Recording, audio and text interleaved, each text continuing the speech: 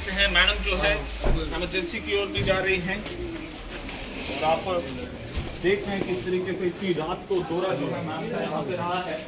Public complaints act करते हुए GMC Rajouri के एसोसिएटेड हॉस्पिटल का मिडनाइट इंस्पेक्शन किया है।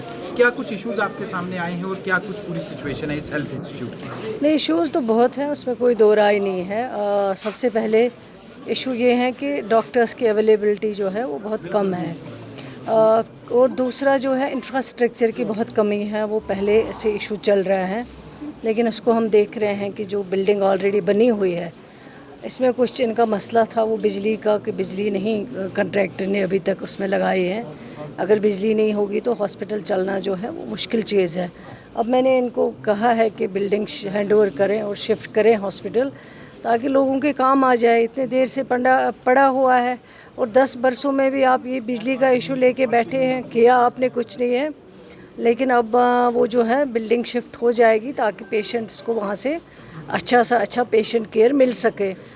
दूसरी बात ये है जो गायनी का वार्ड देखा है मैंने, इमरजेंसी को भी मैंने यहाँ से चेक किया हुआ है। वार्ड में बहुत बेड्स की कमी है। जहाँ पेशेंट को एक बेड मिलना चाहिए वहाँ एक बेड के ऊपर जो है 2 पेशेंट हैं। मुश्किलें तो हैं लेकिन इम्प्रूवमेंट भी है, उसमें कोई दो राय नहीं है। जब से सरकार बनी है उमर अब्दुल्ला साहब की क़ियादत में हमारी अवलीन तरजीह जो है वो हेल्थ केयर को है, ताकि पेशेंट केयर सही से सही मिल पाए। क्योंकि ये इलाका जो है बहुत गरीब इलाका है, दूर दराज इलाके से लोग आते हैं, पेशेंट आते हैं और पेशेंट वो भी जो गरीब आते हैं उनको यहाँ अच्छी से अच्छी केयर मिल सके, उसके लिए सरकार ऑलरेडी लगी हुई है। जहाँ कमी है सरकार पूरा करेगी और लोगों को भी इसमें थोड़ी मदद करनी पड़ेगी। और शिकायत आई है कि मेडिसिन की अवेलेबिलिटी जो है वो होने के बावजूद पेशेंट्स को नहीं दिया जा रहा है। इसको मैं ज़रूर एग्जामिन करवाऊंगी कि कितना मेडिसिन आता है और कितने पेशेंट्स को मिलता है। अगर कुछ इसमें प्रॉब्लम है या कहीं पे अगर कुछ गड़बड़ है उसको भी ज़रूर देखा जाएगा। मैम, आपने सरकार की तरजीह की बात की। गवर्नमेंट मेडिकल कॉलेज राजौरी में एडमिनिस्ट्रेटिव ऑफिसर की पोस्ट पिछले 9.5 महीने से खाली पड़ी हुई है। प्रिंसिपल जो यहाँ पे इंचार्ज है उनके पास पूरे जम्मू कश्मीर के 3 चार्ज और हैं। क्या हम मान के चलें कि सरकार की कथनी और करनी में फ़र्क है? क्योंकि 6 महीने से तो ये सरकार कम से कम 2 रेगुलर ऑफिसर यहाँ पे भेज सकती थी। डॉक्टर्स तो 60% शॉर्टेज पे चल रहे हैं। देखिए सरकार को बने हुए कितने महीने हो गए? 6 महीने। आप क्या अंदाज़ा लगा सकते हैं कि जब आपको पिछले 10 बरसों की तबाही को देखना है, वो 6 महीनों में उस तबाही को आप ठीक नहीं कर सकते हैं।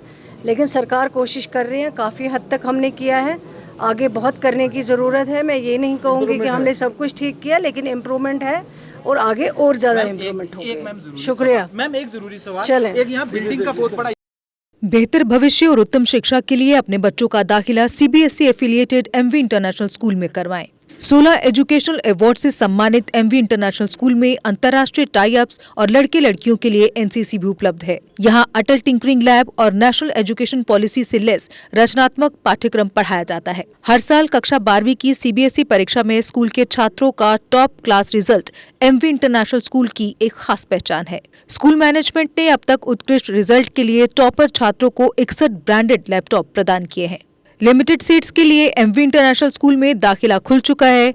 जम्मू, सांबा, कठुआ जिलों में स्कूल ट्रांसपोर्ट भी उपलब्ध है। हमारा पता है MV international school, 17 miles, Thandi Khui, Samba. Phone number 7298212270। Jammu Kashmir की खबरों के लिए जुड़े रहिए JK अपडेट के साथ।